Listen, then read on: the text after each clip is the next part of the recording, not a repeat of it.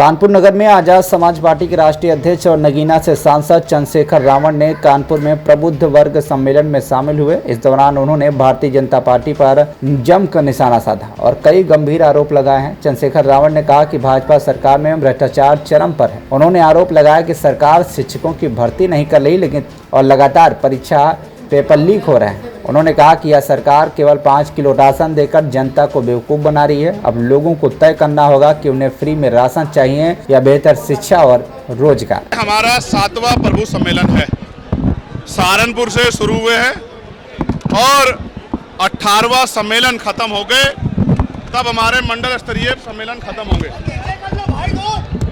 और ये सम्मेलन का उद्देश्य ये है कि आज बहुजन समाज के अस्तित्व पे खतरा बन गया है।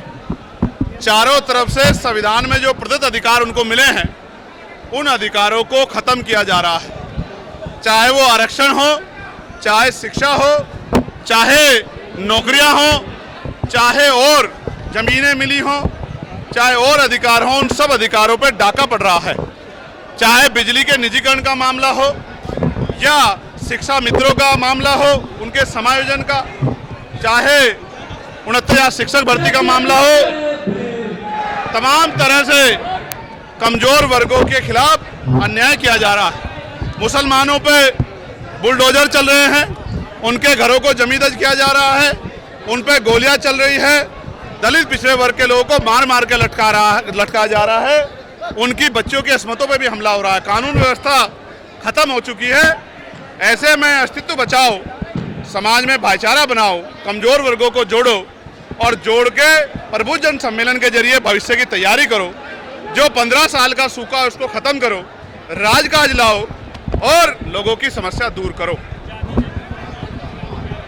जातिगत जनगणना होनी चाहिए, उसके साथ साथ उसके आखिरी आंकड़े भी जारी होने चाहिए।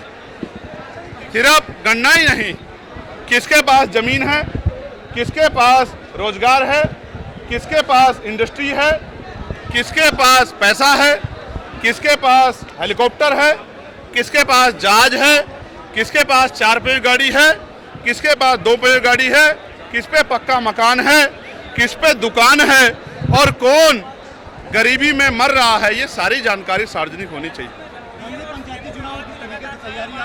पंचायत चुनाव बहुत मजबूती से आजाद समाज पार्टी काशीराम और भीम आर्मी लड़ेगी।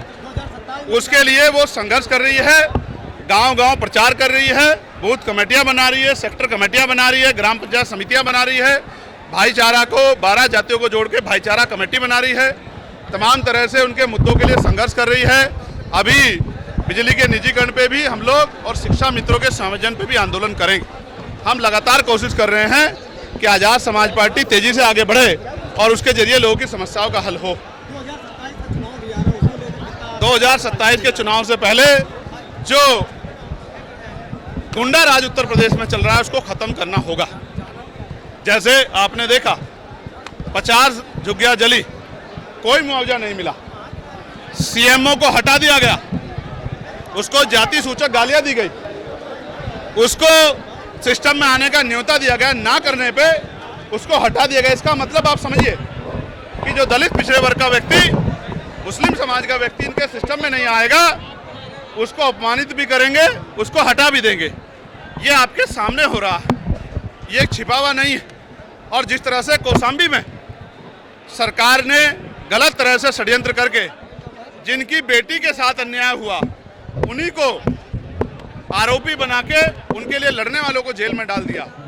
ये भी पाल समाज के साथ जो अन्याय हो, ये भी किसी छिपा हुआ नहीं। इसलिए मैंने उस घटना की सीबीआई जांच की मांग की है। बहुत जल्द मैं उस परिवार से मिलने के लिए भी जाऊंगा।